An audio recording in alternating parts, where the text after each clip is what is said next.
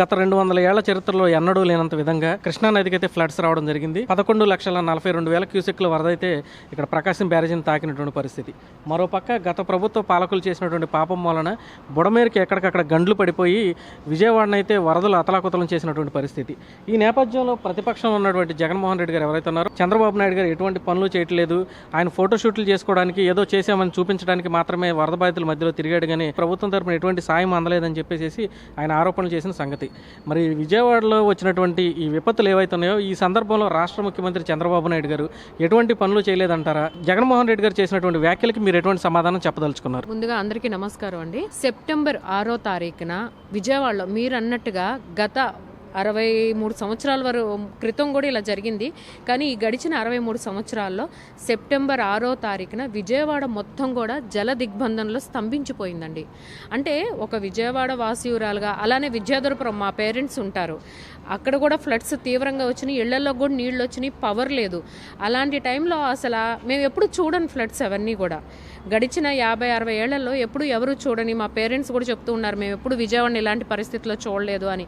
తెల్లారితే ఏంటి అసలు మన పరిస్థితి అనేటువంటి భయాందోళనలో ప్రజలందరూ ఉంటే, ప్రజలందరికీ ఉన్న ఏకైక ధైర్యం, ఏకైక భరోసా ముఖ్యమంత్రి నారా చంద్రబాబు నాయుడు గారండి. అలాంటి సందర్భంలో కూడా సెప్టెంబర్ 6వ తేదీన శనివారం నాడు, ఆదివారం ఈ అర్ధరాత్రుల పూట కూడా చంద్రబాబు నాయుడు గారు సింగనగర్ కానివ్వండి, పాయకాపురం కానివ్వండి, రాజరాజేశ్వరిపేట కానివ్వండి, అలానే వైఎస్ఆర్ కాలనీ కానివ్వండి, ఇలాంటి అన్ని లోతట్టు ప్రాంతాలకి ఆయన బోట్లో వెళ్ళి ప్రజలందరూ, అంటే ఎంత లోతు నీళ్ళు వచ్చినాయి, వాళ్ళ సమస్యలు ఏంటి, ఎంతమంది ఇక్కడ ఇరుక్కుపోయారు, వాళ్ళ ప్రాణాలకు ఎటువంటి ప్రమాదం ఉంది అని చెప్పి ఇవన్నీ కూడా ఆయన ఏదో ఆఫీసర్ని పంపించి ఒక సర్వే రిపోర్ట్ తెప్పించుకోలేదండి. 74 ఏళ్ల వయసున్న యువకుడు నారా చంద్రబాబు నాయుడు గారు, అలాంటి వ్యక్తి, 4 సార్లు సీఎంగా ఉన్నటువంటి వ్యక్తి స్వయంగా ప్రజల వద్దకు వెళ్ళి వాళ్ళ కష్టాలని చూసి వాళ్ళ సమస్యల్ని తెలుసుకుని మోకాళ్ళ నీళ్ళల్లో, బురద నీళ్ళల్లో ఆయన పర్యటన చేశారు. ప్రజలందరికీ ఆయన ఒకటే చెప్పారు, నేనున్నాను, మీ ప్రాణాలకి నాది భరోసా అని చెప్పి. ఆయన ఇచ్చిన ధైర్యం, ఆయన ఇచ్చిన స్ఫూర్తేనండి. అరే వరదల్లో ఎంత సహాయం అండి. ఎందుకంటే ఇది గత ప్రభుత్వం చేసిన వైఫల్యాలు, గత ప్రభుత్వం నిజంగా ఒక అవినీతి అనకుండా వీళ్ళు ఇసుకని, పంచభూతాలని దోచేసుకున్నారు అనటానికి నిలువెత్తు సాక్ష్యం ఇప్పుడు విజయవాడకు వచ్చినటువంటి ఈ బుడమేరు, ఈ వరదలేనండి. అలాంటి సందర్భంలో ఇలా ప్రజలందరూ ఇబ్బంది పడుతున్నా చంద్రబాబు నాయుడు గారు మౌలిక, అంటే వాళ్ళకి కావాల్సిన అంటే సదుపాయాల్లో ప్రతి ఒక్కరికి పొద్దున్నే పాల ప్యాకెట్ల కాడి నుంచి మరి మంచినీళ్ళు, మినరల్ వాటర్ బాటిల్ కానివ్వండి, టిఫిన్లు కానివ్వండి, భోజనాలు కానివ్వండి, బిస్కెట్స్ కానివ్వండి, అలానే మరి ఆహారంగా అరటిపళ్ళు కానివ్వండి, ఈవినింగ్ టైం కూడా మళ్ళీ పాల ప్యాకెట్లు రావటం, రాత్రికి భోజనాలు రావటం. మెడికల్ ఎమర్జెన్సీ ఎవరైనా ఉన్నారా, స్వయంగా మేమండి విక్టిమ్స్. మా కాలనీలో అయితే బోటుల్లో వచ్చి ఇక్కడ గుండెలు 5 ఫీట్ వరకు వచ్చినాయండి, 4 ఫీట్ టు 5 ఫీట్ వరకు రోడ్ల మీద వాటర్ ఉంటే కూడా బోటుల్లో వచ్చి ప్రతి ఒక్కరు కూడా, ఏమ్మా మీ ఇంట్లో పసిపిల్లలు ఎవరైనా ఉన్నారా, మీ ఇంట్లో ఎవరైనా పెద్దవాళ్ళు ఉన్నారా, మీకేమైనా మెడికల్ ఎమర్జెన్సీ ఇబ్బందులు ఏమన్నా ఉన్నాయా అని చెప్పి అడిగి మరీ తెలుసుకున్నారు. రాత్రి 12 నుంచి 2 వరకు కూడా. ఇవన్నీ కూడా ఒక యుద్ధ ప్రాతిపదికన జరిగింది అంటే కేవలం నారా చంద్రబాబు నాయుడు గారు అనే ఒక శక్తి. ఇదంతా ఆయన పని చేస్తాడు, పని చేపిస్తాడు, ఆయన పరిగెడతాడు, ఆయన పరుగులు తీంచుతాడు. కాబట్టే ఇవాళ ప్రాణ నష్టం అనేది ఎక్కువగా జరగకుండా ఉంది. ఇలాంటి సందర్భంలో సాక్షి మరి ప్రతిపక్ష నేతగా ఉన్నటువంటి జగన్మోహన్ రెడ్డి ఎక్కడ శవాలు దొరికితే తను రాజకీయంగా మళ్ళీ తను బ్రతకటం కోసం శవాలు, అంటే మనుషులు ఊపిరిలో వదిలేస్తే తిన పార్టీకి ఊపిరి పీల్చుకునే పరిస్థితిలోకి వెళ్ళిపోయాడు. ఎక్కడ శవాలు దొరుకుతాయా అని చెప్పి పరామర్శన వచ్చాడు, ఒక 2 ఇళ్ళు తిరిగాడు. అసలు చంద్రబాబు నాయుడు గారు ఏమీ చేయట్లేదు అని చెప్పి మాట్లాడి ఫేక్ ప్రచారం చేసి వెళ్ళిపోయాడు. కేంద్రం సహాయ చర్యలు ఏమీ ఇవ్వట్లేదు అనుకున్నాడు. కానీ మరి లబ్ధి చేకూరిన ప్రజలు కానివ్వండి, అలానే కేంద్రం నుంచి సర్వే చేయడానికి కానివ్వండి, ఇవన్నీ వచ్చేసరికి ఇక్కడ నాకు వ్యతిరేక పరిస్థితులు వచ్చేలాగా ఉన్నాయి అనుకుని బెంగళూరు ప్యాలెస్కి పారిపోవడానికి ప్లాన్ చేసుకున్నాడు. ఇవి మనం చూస్తూనే ఉన్నాం. ముఖ్యంగా వరదల గురించి మాట్లాడుకోవాలండి. నిజంగా మేము వేసిన ఓటు సఫలీకృతం అయ్యింది అంటానికి ఇవాళ ఈ విజయవాడ వరదల్లో చిక్కుకున్న మేమందరం కూడా ఉదాహరణ అనమాట.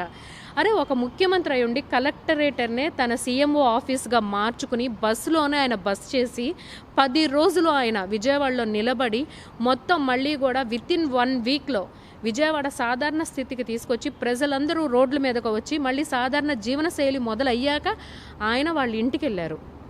ఒక ఏపీ ఫైర్ సర్వీస్ వాళ్ళు కానివ్వండి, పోలీస్ యంత్రాంగం కానివ్వండి, మున్సిపాలిటీ వాళ్ళు కానివ్వండి, ముఖ్యంగా ఈ 3 వ్యవస్థలు కూడా ప్రజల కోసం పనిచేసేలాగా చేసిన గొప్ప వ్యక్తి చంద్రబాబు నాయుడు గారు.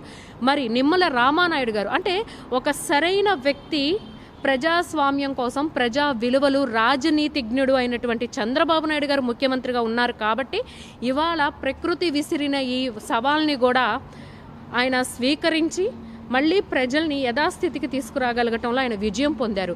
నిమ్మల రామానాయుడు గారు ఇరిగేషన్ ముఖ్యమంత్రి అయ్యుండి ఆయన రేయింపగలు పగలు అక్కడ బుడమేరు దగ్గర ఉండి యుద్ధ ప్రాతిపదికనలో ఆయన పనులన్నీ కూడా చేపించారు. ప్రతి ఒక్క మినిస్టరు అలానే ఎక్కడ కుప్పం అండి, కుప్పంలో ఉన్నటువంటి ఇన్ఛార్జీలని, క్యాడర్ని ఇవాళ కూడా ఆత్మకూరు నుంచి వచ్చి వాళ్ళు నిత్యావసర సరుకులు పంపిణీ చేశారు. ఇంతమంది రాష్ట్రం నలుమూలల నుంచి క్యాడర్ మొత్తం కదిలి ప్రతి డివిజన్కి ఇంతమందికి బాధ్యత అప్పచెప్పి ప్రతిదీ చాలా మైక్రో మానిటరింగ్ చేశారు. కాబట్టే ఇవాళ ప్రజలందరూ కూడా నారా చంద్రబాబు నాయుడు గారికి పాదాభివందనలు చేస్తున్నారండి. మరి వ్యవస్థల విషయానికి వస్తే గత ముఖ్యమంత్రి జగన్మోహన్ రెడ్డి పోలీస్ వ్యవస్థని కేవలం అక్రమ అరెస్టులకి, అలానే గోడలు కూల్పించడానికి, జేసీబీలనేమో అంటే ఇది ప్రజా సొమ్ముతో కట్టిన అంటే ప్రజాధనంతో కట్టినటువంటి ప్రజావేదికని కేవలం రాజకీయ కక్షలతో జేసీబీలతో కూల్చడానికి వాడాడు. డ్రోన్లు కూడా వాడాడండి జగన్మోహన్ రెడ్డి తన ప్రభుత్వ హయాంలో. ఎందుకు? అమరావతి మహిళలు అమరావతి ఉద్యమం చేస్తుంటే మా ఇళ్లల్లో మా పర్మిషన్ లేకుండా ప్రైవేట్ ఏరియాల్లో డ్రోన్స్ ఎగరేశారు. కానీ ఇవాళ ఒక రాజనీతిజ్ఞుడు, ప్రజాసేవకుడు అయినటువంటి చంద్రబాబు నాయుడు గారు ఆయన గ్లోబల్ విజనరీ లీడర్ అండి.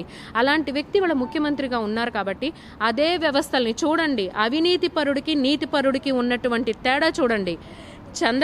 జగన్మోహన్ రెడ్డి గారు గతంలో అలా వాడితే వ్యవస్థల్ని, ఇవాళ చంద్రబాబు నాయుడు గారు పోలీసుల్ని ప్రాణ రక్షకులుగా, జేసీబీలు కూడా వాడారు చంద్రబాబు నాయుడు గారు. ఎలా? ఎక్కడైతే ప్రజలు ఇబ్బందిగా ఉన్నారో, లోపలకు కూడా వెళ్ళలేని ఏరియాలు ఏమన్నా ఉంటే దానిలో వెళ్ళి ఆయన పర్యటన చేశారు. డ్రోన్లు ఆయన వాడారు చంద్రబాబు నాయుడు గారు. డ్రోన్లు ఎలా అంటే సహాయ చర్యల్లో పోలీసు వాళ్ళు కూడా సిబ్బంది భయపడటానికి సింగనగర్లో అయితే వెళ్ళటానికి కూడా భయపడ్డారు. అలాంటి చోట డ్రోన్ల ద్వారా ఆహార పదార్థాలు పంపిణీ చేశారు.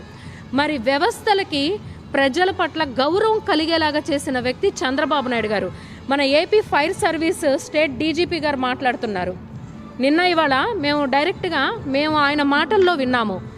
గతంలో జగన్మోహన్ రెడ్డి గారి ప్రభుత్వ హయాంలో ఇప్పుడు ఉన్నటువంటి ఏపీ ఫైర్ సర్వీస్ డీజీపీ అయినటువంటి మద్దిరెడ్డి ప్రతాప్ గారు, ప్రజెంట్ డీజీపీ ఆయన మాటల్లోనే విన్నాం.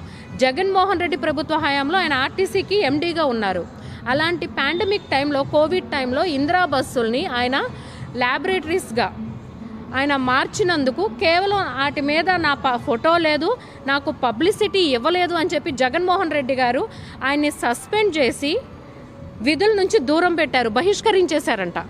మరి ఇవాళ చంద్రబాబు నాయుడు గారు ప్రజా సంక్షేమం కోసం, ప్రజల శ్రేయస్సు కోసం అనుక్షణం తప్పించే వ్యక్తి కాబట్టి ఇవాళ ఇదే మద్దిరెడ్డి ప్రతాప్ గారు ఒక సలహా ఇచ్చారు. సార్, అంబులెన్స్ వాడదాం, మనం ఫైర్ ఇంజన్స్ని ఎందుకు యూజ్ చేసుకోకూడదు?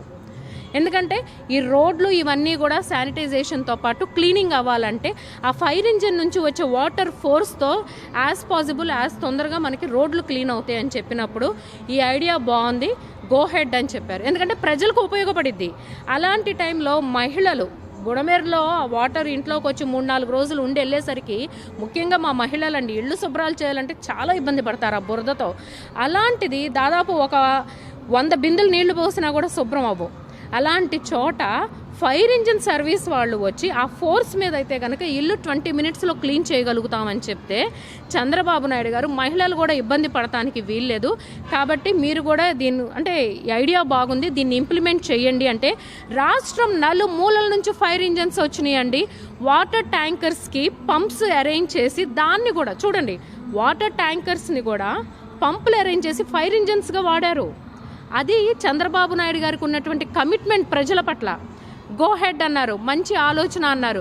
రోజుకు 5,000 ఇళ్ళు కాదు డీజీపీ గారు, 12,000 ఇళ్ళు క్లీన్ చేయాలి అని చెప్తే ఇవాళ రికార్డు స్థాయిలో విజయవాడలో 70,000 ఇళ్ళు ఏపీ ఫైర్ సర్వీస్ వాళ్ళు క్లీన్ చేశారండి. మరి మున్సిపాలిటీ వాళ్ళు చూసుకుంటే హ్యాట్స్ ఆఫ్ అండి ప్రతి ఒక్కరికి కూడా. ఎందుకంటే సిఐటియు యూనియన్ నుంచి మొన్న విద్యాధరపురం నుంచి ఒక ఆయన మాట్లాడుతున్నాడు, శ్రీకాకుళం జిల్లా నుంచి వచ్చాము మేము మున్సిపల్ విభాగ కార్మికులు, మళ్ళీ విజయవాడ సాధారణ స్థితికి వచ్చి ప్రజలందరూ రోడ్ల మీదకి తిరిగే పరిస్థితి వచ్చాకే మేము మా ఇళ్ళకి వెళ్తాము అని చెప్పి. అంటే ఒక చిన్న కార్మికుడికి ఉన్నటువంటి కమిట్మెంటు, మానవతా దృక్పథం ఒక మాజీ ముఖ్యమంత్రి అయినటువంటి జగన్మోహన్ రెడ్డికి లేకపోవటం సిగ్గుచేటండి. లేకపోగా బోట్లు పంపుతాడా?